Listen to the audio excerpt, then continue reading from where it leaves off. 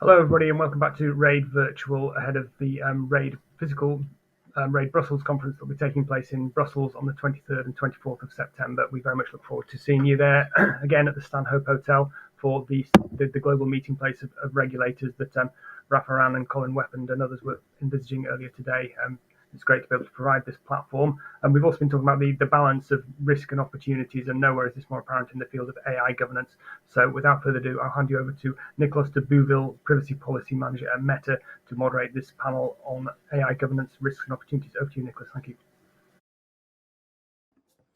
Thank you very much, and thanks to RAID for the invitation. I'm very happy to be moderating this panel today.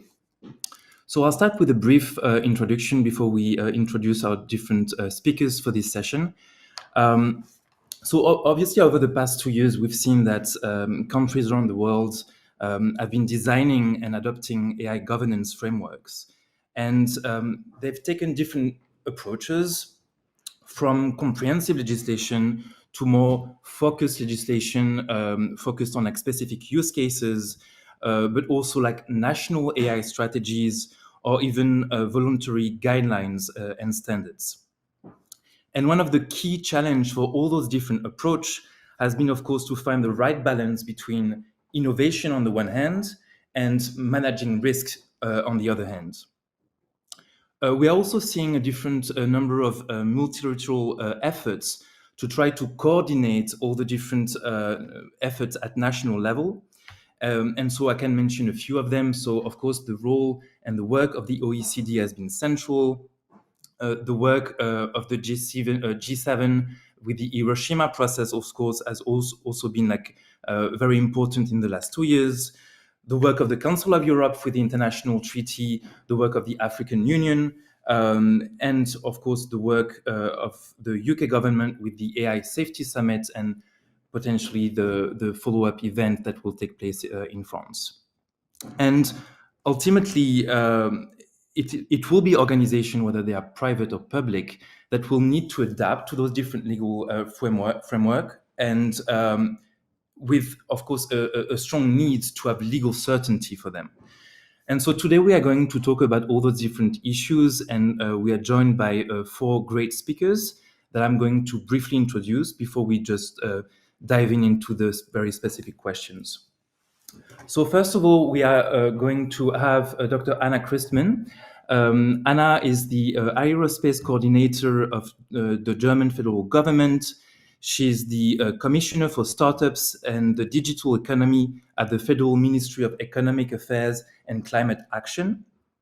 She's been a member of the Bundestag since 2017. And between 2018 and 2020, she has acted as the chairwoman of the Commission on AI.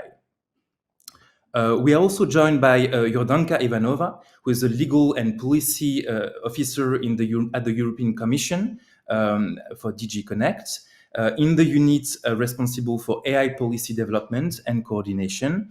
She was part of the drafting team of the EU AI Act, and of course, she's been following the negotiations until the very end. And Yordanka is also following very closely all the different developments on AI at the international level. We also have Dragoş Tudorache, who is a member of the European Parliament, chair of the Special Committee on AI in the Digital Age, and of course, as we all know, co-rapporteur for the EU AI Act. And last but not least, we have Laurent Gobi, who is a global lead of tech risk consulting for KPMG. And Laurent has been working for more than 20 years with international groups, helping them with their digital transformation, from due diligence to IT support, securing transformation projects, and information protection. So I'm very happy to be joined by those great panelists, and we're going to start this discussion. So Anna, as I was mentioning in the introduction, we are seeing like a number of different initiatives at the EU level, at national level in the EU as well, but also like more generally globally. And so my first question to you is, to what extent do you think the current international collaboration are effective in addressing all the different global AI governance challenges? And what do you think are the improvements or maybe the additional efforts that would be needed in this respect?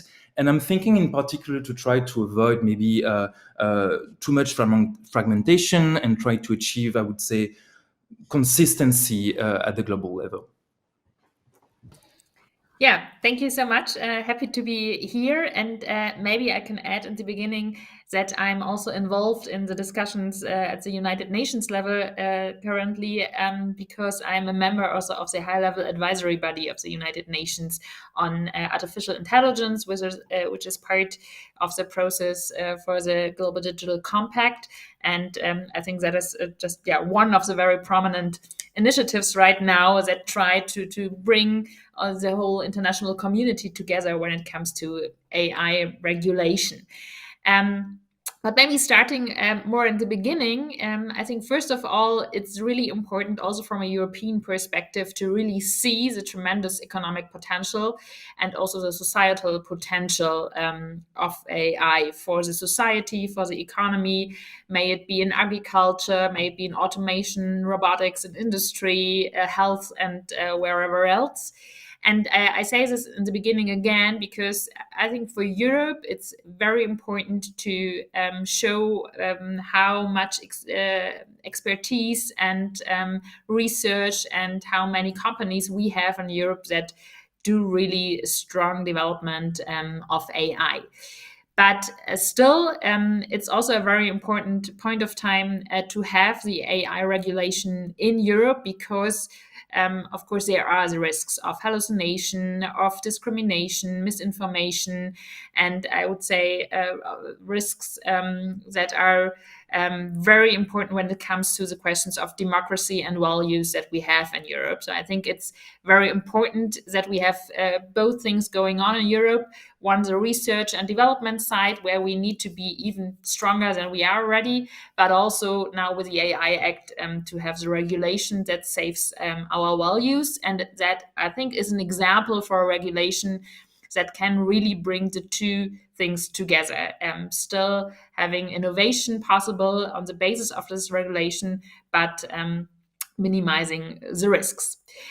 So on a global level, I think the AI Act can be an important example, and foremost because it is a risk-based, so that we see there are different kinds of AI and not all of them have the same risks, but we differentiate between things like social scoring, which are very harmful for individual rights, to industrial applications that might not be that risky and that are very helpful indeed. So this risk-based approach of the AI Act, I think, is a very important one also when it comes to a more global aspect.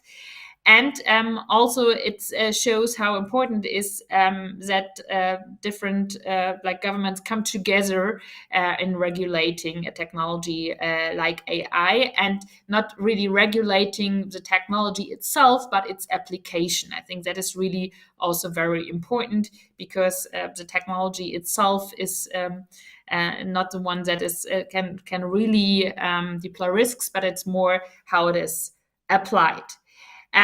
So I think when it comes to a global framework, of course, we see the different initiatives that you mentioned on the G7 level, OECD, UNESCO, and now the United Nations as well. And I think what is clear that as a process of the United Nations is important to bring them together in a networked way. I think it's not really clear that we would need like one central institution that could do all their AI regulation. And I think that is also not what we discuss in the high-level advisory body right now, but it's more really to bring the relevant players together, and also being a network of like having the AI Safety Summit there, and the global partnership of AI at the other side. I think to bring all of them together in like on an annual basis, I think that could be a way forward to really combine the different initiatives and find global ways of dealing with the technology. And maybe as a last for this introduction, in the first draft of the Global Digital Compact, I think there are some suggestions that also go in this direction, that it's really important also on a global level to get some joint expertise. So there is this idea of a scientific panel of AI, which I think can be very helpful for a global discussion as a basis, and also in standardization to bring actors together. But all of this is not really like the very centralized approach, but bringing the relevant actors together and then developing like joint standards from that. I think that is a very promising way for the next years, and something that where the AI Act in Europe, I think, can play a very important role in giving some examples, but having the idea of really working together on the basis of the different approaches and then developing joint standards from that. Maybe so far as a beginning. Many thanks, Anna. So you were mentioning at the beginning all the different economic potential and societal potential as well, and all the opportunities that it can bring to the EU. And so obviously the EU has been the first region, I would say, to comprehensively address AI regulation. And during the negotiation process, and especially at the moment where all the discussion around GPAI models were approached, there were some voices at the member state level that were like a bit concerned about the potential effects on innovation in the EU. And as you said, of course, like demonstrating that we have expertise in the EU, that we can like do research and development is extremely important. And so maybe moving to you, Yordanka, my question to you is, what according to you is the approach of the EU through the EU AI Act when it comes to also like promoting innovation, and how can the AI Act contribute to positioning the EU as a key AI leader in the field? And obviously, we know that countries like China or the US are going to be or are already like very strong competitors in the field. So what makes the EU specific, and how is the AI Act helping in that front? Yes, hello everyone. I'm also very happy to be with you today in this distinguished panel. So indeed, Europe is a front runner on the regulation of AI, but this is a smart and innovation-friendly regulation that promotes competitiveness, provides legal certainty, and aims to enable all sectors to benefit from this transformative technology. So it's quite important that we'll have one single set of rules applicable for all AI in the EU, which will allow companies to grow, spread over the entire single market, but also have the same level playing field for those placing those systems in Europe, whether they are developed by companies based in China or US, as you said, or those already placed in Europe. So our approach, as said by Anna, has been very targeted. We avoid over-regulation and follow a risk-based approach that will enable innovation and only affect a limited set of applications that are really the most risky in terms of safety, also societal fundamental rights risks that we all find very important and we all agree internationally that should be addressed. And this compliance will also provide competitive advantage to those companies that are developing these trustworthy AI solutions in Europe, and it will also build trust on the market and stimulate their uptake. So this is quite important also for the competitive and economic perspective. And we also have specific measures also to support the smaller players, to support innovation with research exemptions, limit the burden, and also enable future-proofness of the regulation and support for SMEs in particular through regulatory sandboxes, and also the overall approach that we base the implementation of the AI Act on these harmonized standards that were also mentioned by Anna, and and which we will develop together with the industry within the European Standardization Organization, also in very close collaboration with international partners and international standardization initiatives. And quite importantly, we also find from competitiveness perspective is that we also have these light touch rules for general purpose AI models, which will allow every company, every provider in the EU to integrate these very promising and capable models in numerous innovative downstream applications, which will spur growth and also benefit uses across all sectors. But this is only half of the story with the AI regulation. And over the years, the EU has been also heavily investing in the ecosystem of excellence. At the same time, also to make Europe a global leader in the development of AI, to build on our strengths that we already have a lot, as Anna said, on research, industrial capacity. So we really help all sectors also to transform and develop those technologies in Europe. And since 2018, we have the EU coordinated plan on AI, which we have regularly reviewed. But also in January this year, we launched a package of measures to support AI innovation, including for startups and generative AI solutions in particular. And our focus is to bring the main ingredients, data, computing power, talent and skilled, and algorithms, and to facilitate the access to this infrastructure for everyone in Europe, and in particular also for the startups, which are the backbone of our economy. And we also set up these AI factories throughout the Union, investing more than 8 billion of euro for the development of innovative generative AI solutions. Also launching a generative AI for EU initiative and sectoral infrastructure projects, which will support the development of novel use cases across Europe's all industrial ecosystem and also the public sector. So with this innovation package and also the first AI regulation globally, which we are indeed closely working with international partners to promote, shape also internationally the global debate and ensure this close collaboration and convergence, we in Europe will maintain the leadership and the competitiveness on both fronts. And we are now also really focusing after the successful adoption also of the AI Act, thanks to the leadership of MEP Dragoş Tudorache, and also the Council now really focusing our efforts to support and prepare the implementation so companies can effectively implement and also take up all the benefits. Many thanks, Yordanka. And maybe going back to my first question to Anna, I would be interested, Yordanka, to know what's your perspective on how the EU approach is aligning with international approaches, and where do you see the point of convergence, and where do you see areas maybe where we are going in maybe different directions?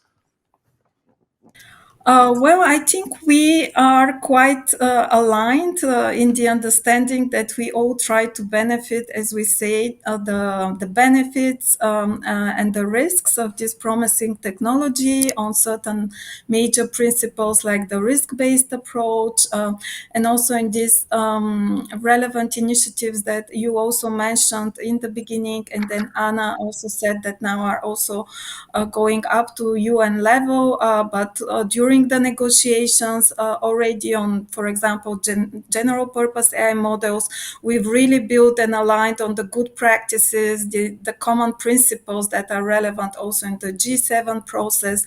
We have taken up human rights considerations, and we've been actively actually leading the EU negotiations for the Council of Europe Convention, which is the first binding instrument on AI. And fully aligning also our approaches there, also with international partners. The same now, I think, goes for UN initiatives, also the resolution that was adopted, but also the important work that is taking place in the context of the digital compact, also this advisory group, important work in terms of the safety and the next steps with the AI Safety Institute, where we try also to build collaboration and common approaches with emerging safety institutes now for the European AI Office, but also with similar structures emerging in US, in the UK, our also bilateral partnerships.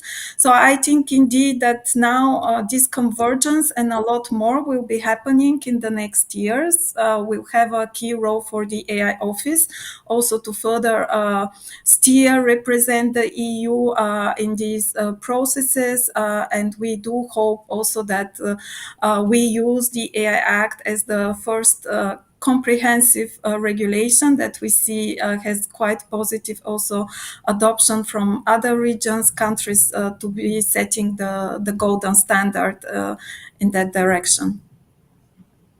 Thanks. Dragoş, Laurent, before we go into your specific questions, I just wanted to check whether you had any comments on what Anna and Yordanka have been saying so far, any reflection on the topics we've been discussing so far.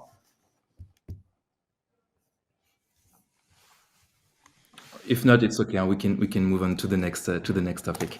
All right. So obviously for the AI Act, we are now entering a new phase, which is going to be the implementation phase, there's still a number of topics that are not completely decided, especially at a national level. And one of them is the question of who is going to be the national enforcer in the different member states. We are seeing that different member states have different approaches. So, for example, in Spain, the direction that is taken is apparently like the creation of a dedicated authority. We are seeing that in Italy, in Spain, it's like a new authority, a new AI authority. In Italy, apparently going in the direction of like relying on an existing authority.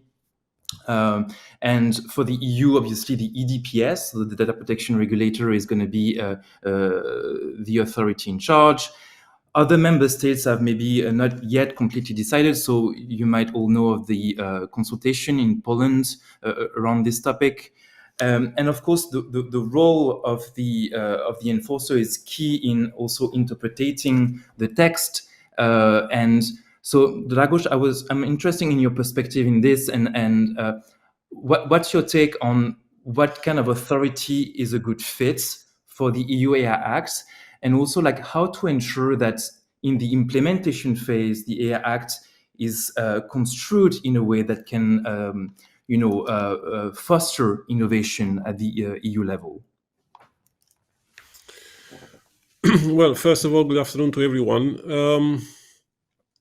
We have considered that ourselves during the negotiations as to whether it was better or not to actually be more prescriptive in indicating what kind of an authority we would like to see taking charge at national level. And ultimately, we have chosen to not be prescriptive and leave a space for the member states to make the designations as they see fit. And I am convinced, in fact, just as you said yourself, that we will see different solutions being adopted in different member states. Some of them will indeed, and I know a few who will be going down the route of taking, of nominating or creating a special entity dedicated for implementing the Act nationally. Others will be maybe going towards the national data protection authorities, others towards other existing authorities, for example, the ones that are already established for other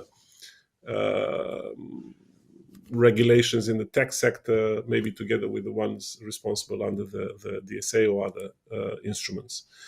I think what is fundamental in how the implementation of this text will go, and what can also ruin, and I choose my word carefully, either ruin or actually make a success out of this text, which is how authorities at national level will actually understand the spirit of this legislation.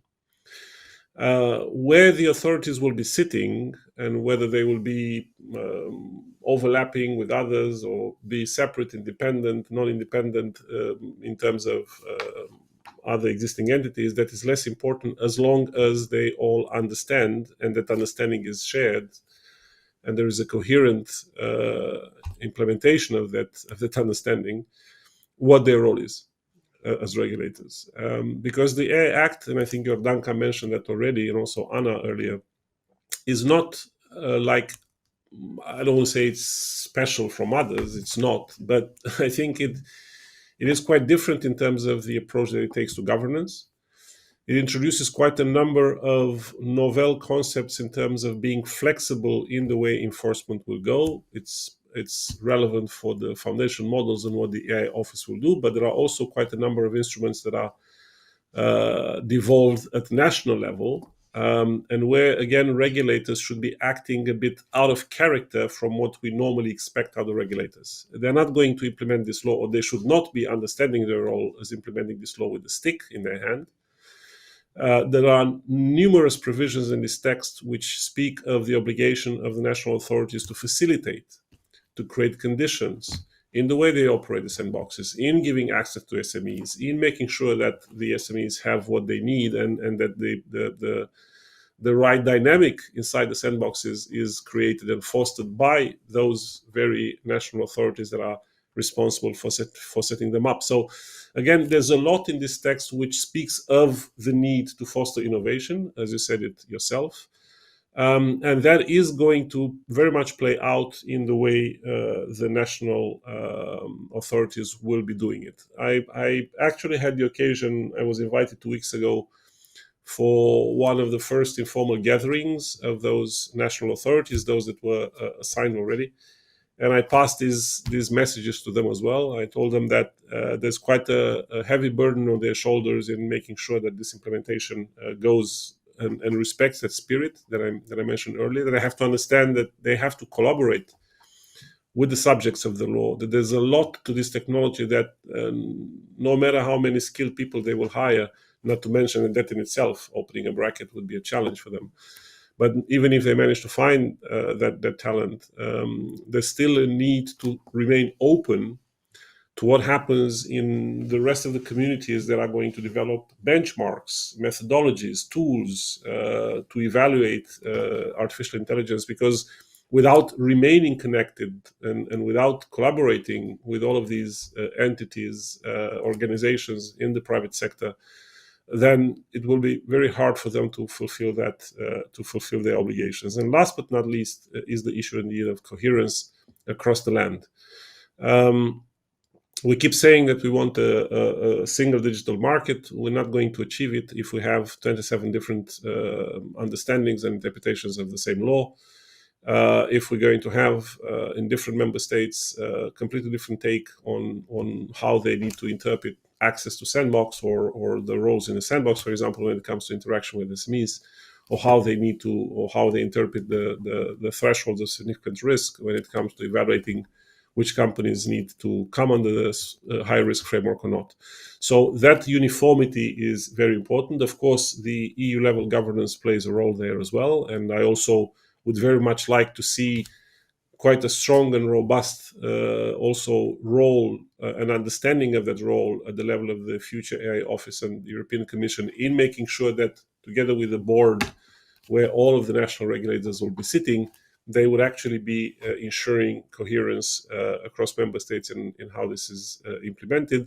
We have enough examples of things that went badly, even with the best of intentions at the start, because of fragmentation and of different interpretation of the rules, from the rules on drones, and look at where we are as the market for drones in Europe, and many other examples where, again, although we started with good intentions, we ended with haphazard, fragmented implementation, and that's the worst that could happen to this text.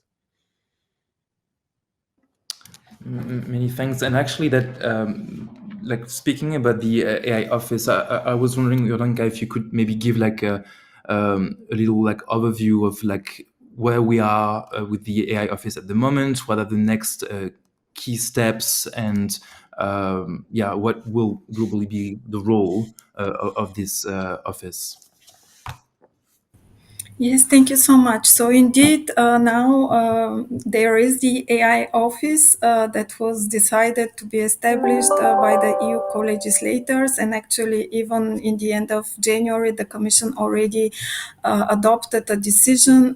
This will be a structure within the European Commission, now building on our internal capacity within DG Connect, but also growing substantially with additional resources that now we are recruiting. And the tasks are indeed very important. First, we'll have important obligations in a way also to support the effective implementation of the AI Act in general.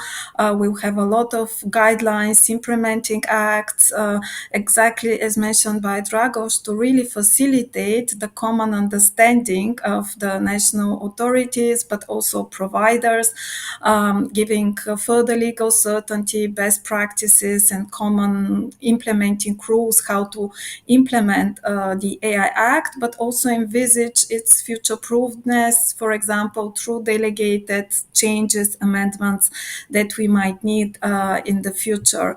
And we'll have also a lot of actions for this second strand that was mentioned, also to support the innovation ecosystem, to facilitate the uptake, build on our capacities, develop and promote the effective condition for the development of AI in Europe.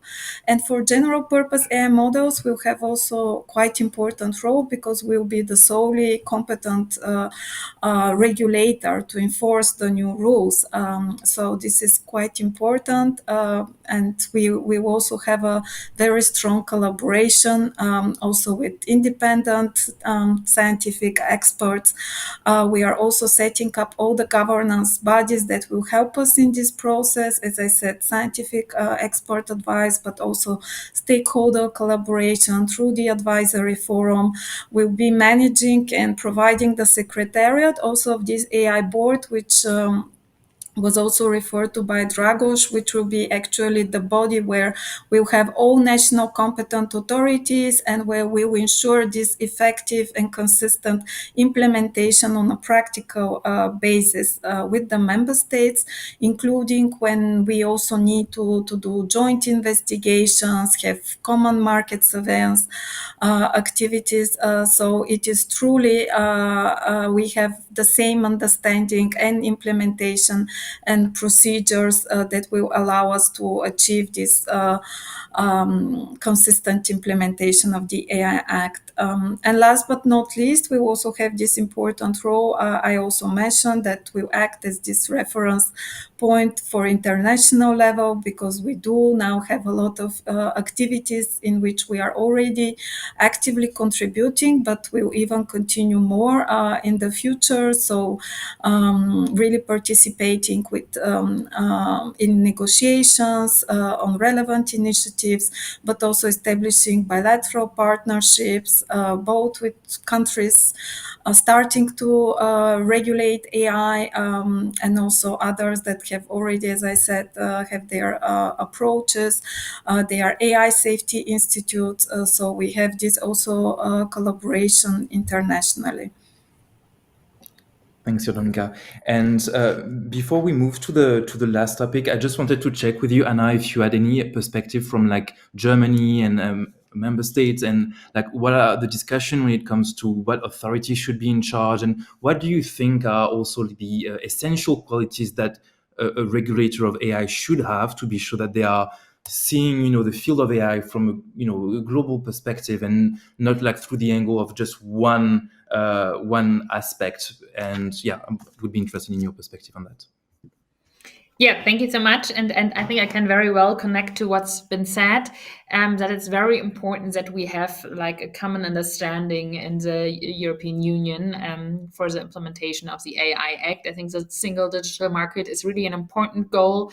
And that is why we really support from the German side all the steps that are going on right now to really bring member states together and the different authorities, that we really have one regulation and not too many. That what we have seen in the past, especially from the German perspective, we have this a little bit with the GDPR, where we really see different interpretations on the use of data within the European Union. And I think that is, especially for innovation and for our SMEs and startup, it's very important that we have the single digital market. And now the implementation of the AI Act is a very important step for that. In Germany, the discussion is going on. I think we see both the things that it's needed to have like a clear regulation and authority for the implementation, but also to see that there are already some very important actors in the different sectors. And I think what is really important is that we don't have any duplicate regulation or implementation in the end. So that is how we look on this process right now. And maybe let me also highlight the question of regulatory sandboxes at this point, because that also goes with the idea of having an act that really also is positive for innovation and R&D in Europe. And I think that we really see in an early phase, these regulatory sandboxes in the implementation will be very important to really have a clear signal from the AI Act that we see both elements as a minimizing risks, but also really the push for European innovation in the sector of AI. Thanks, Hannah. And of course, in the end, companies will have to be the one, complying with the different requirements, whether they are from the EU AI Act or any other frameworks internationally.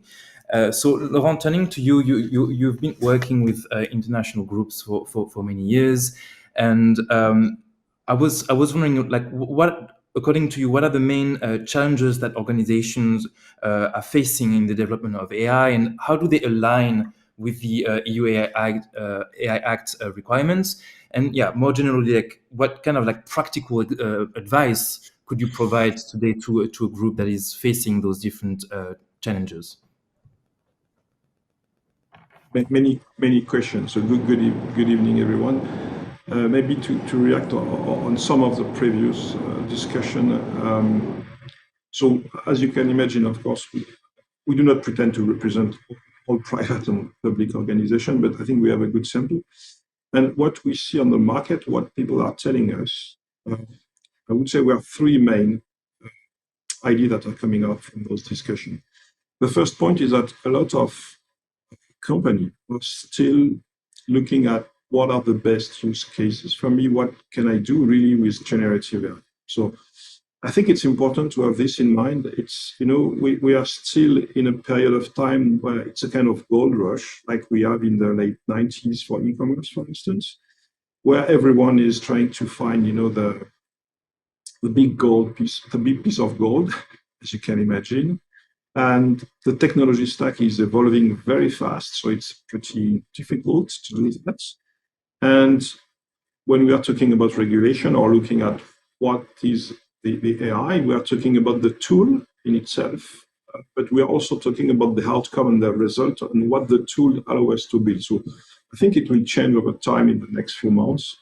And probably, I don't know if there is some changes in the regulation that are planned, but we are still at a stage where we don't know exactly how those tools will change the way we do business.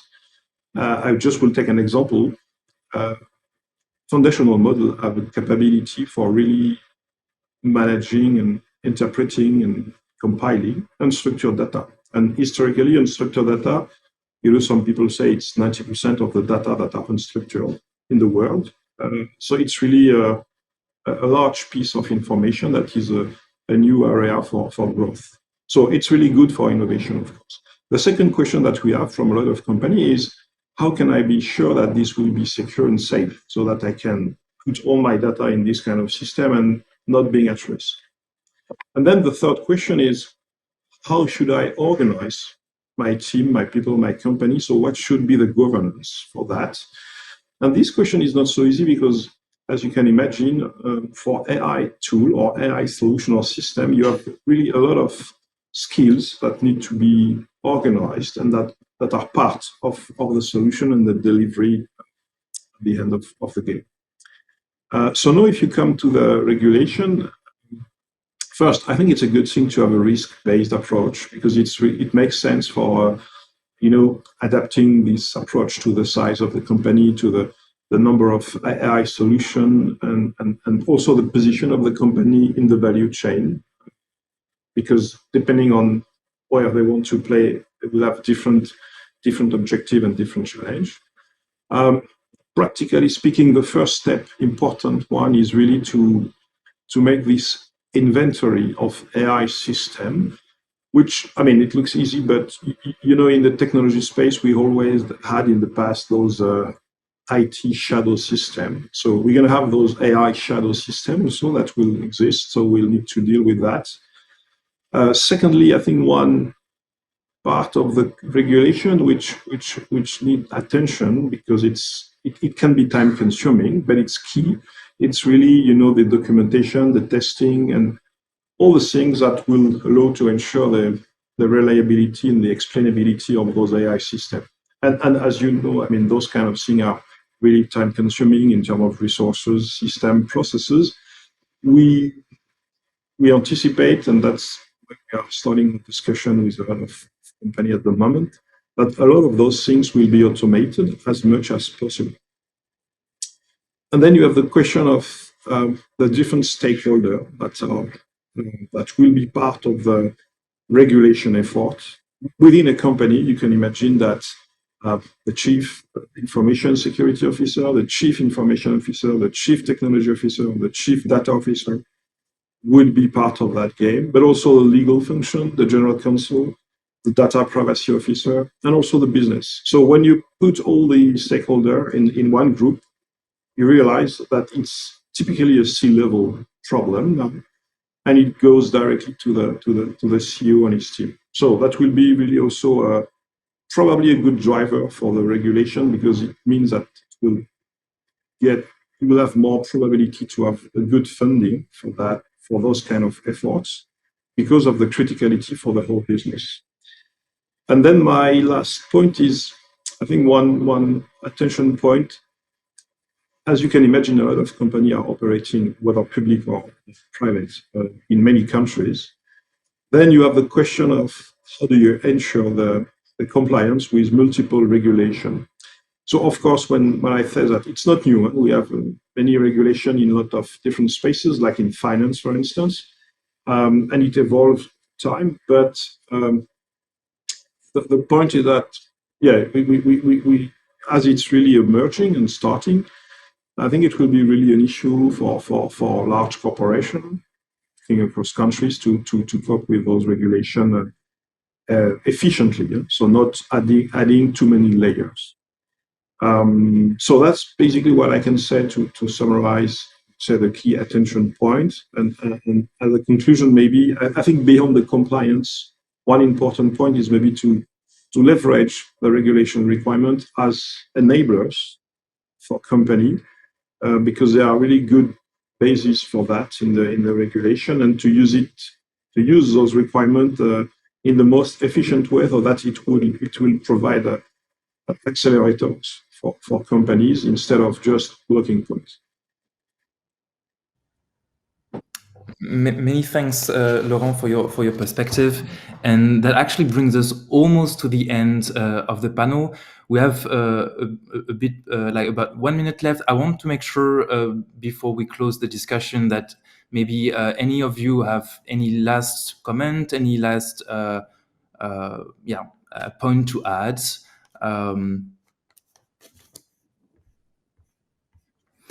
If not, well, I want to thank you all for this very interesting discussion. Thank you again to RAID for putting together this panel and inviting us today.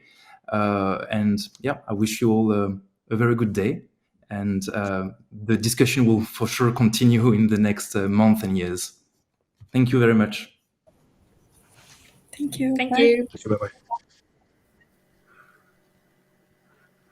Thank you Thank you so much, Nicholas, and thanks to all the panelists there. Yeah, certainly it will take months and many years to continue these conversations. And the next RAID conference is in Brussels on the 23rd and 24th of September at the Stanhope Hotel. We look forward to seeing you there. But in the more immediate future, I'll be very pleased to be interviewing Elizabeth Kelly, who will give the US perspective on some of these topics that we've been addressing there about the risks and opportunities of AI in a keynote fireside chat. That is, 2 p.m. European time. That's half an hour from now. Elizabeth Kelly is the director of the US Artificial Intelligence Safety Institute. So very much looking forward to that conversation and to seeing you there then. Thank you.